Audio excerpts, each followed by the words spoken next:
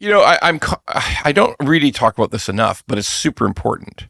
The complete insanity of regulation, oversight, constant interference by, well, all levels of government, but probably the worst in many ways. I know people argue, no, Ron, the liberals under Justin were the worst. Okay, relax. This is different. This is municipalities. This is townships. This is cities.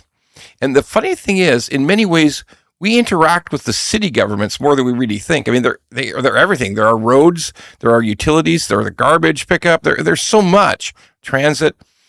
In many ways, we interact more with those governments than any others, but because they're small and local, we don't always think about it. But let's talk about the complete insanity of some of these municipal governments.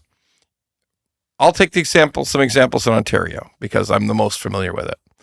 I'm going to tell you the story, the crazy, unbelievable story of Tiny Township, a little township on Georgian Bay. I think it's Georgian Bay. I've been there.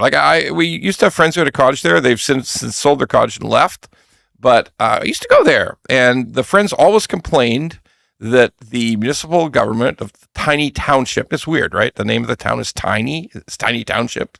It's fucking crazy. But anyway, that's the place.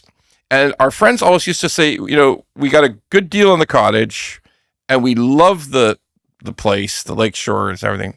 But the government here are fucked in the head, was what they would always tell us. And looks like they may have been right. So this is an article in the Financial Post by Lawrence Soloman, who is just interested in the total berserkness, the nonsense, the crippling foolishness of municipal government. So I'm going to read you a piece of his article. Under a new bylaw scheduled to pass next month, Tiny Township in Ontario, a rural town on the shores of Georgian Bay. Yeah, I was right, Georgian Bay. Thousands of property owners will lose their right to do anything to their property apart from, quote, activities such as weeding, raking, trimming, and cutting the lawn. That's it. That's all you can do without the town's permission. So without township permission, residents will be barred from installing a bird feeder, a bird bath, planting a tree, planting a shrub, putting up a flagpole, or even, don't you even dare think about putting up a tool shed or a garage. No. Do not put in that bird feeder until we give you permission. What? What the fuck? Oh, it gets worse. The bylaw is a step.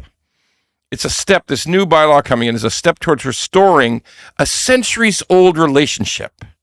I'm reading Lawrence Soloman now. Between masters and serfs.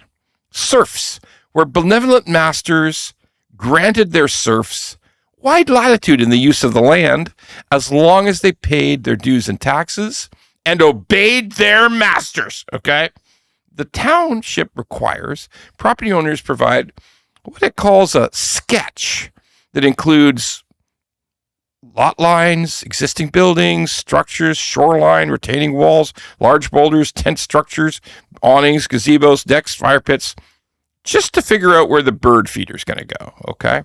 Those that might consider Tiny Township bylaws to be overboard, they're taking a narrow, non-historical view.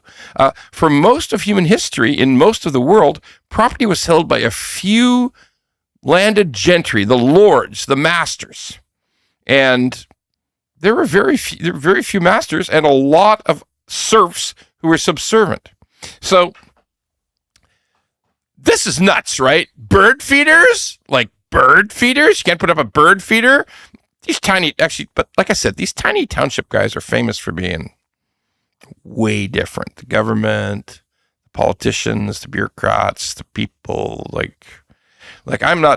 it's a little bit like the Ozarks. But anyway, but this is also everywhere. This is everywhere. Look, I'm not a crazy person who thinks that you could defy zoning every place. We should be able to build anything we want, anywhere we want, as long as we own the land. If I were to build a crematorium next to a school, I should be able to do that, or next to residential homes, I should do whatever I want. I put in a cemetery in my backyard. No, I'm not talking about that. That stuff is crazy. We need zoning. Yes, we need zoning. But the bird feeder, the bird bath, like, I actually get a little frustrated with the idea that you need to wait a year or two for the city to approve your new deck. That's every city. That's every town. Like, it's kind of crazy, right? Is it too much of the nanny state? Is it too much of government overlords just watching our every move? I remember the big disputes in Toronto about, oh, you can't put up that, you can't plant that tree. There may be shadows on the other yard. Like, for the love of Jesus, shadows? Like shadows? I mean, after all of this complete fucktastical madness, you've got to say, don't even start talking about putting up a fourplex where a single family home used to be. Don't even go there, because that will crush you. Absolutely crush you. But can we not ask the same questions that Lawrence Soloman's written about here?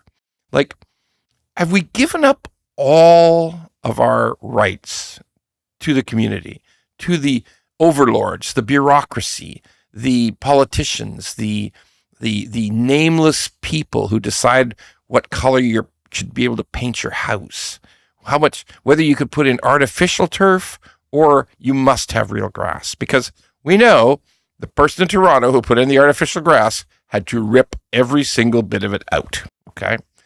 Is that where we're at in our society? Are we so overregulated, so completely under watch, so totally at the mercy of our neighbors' opinions?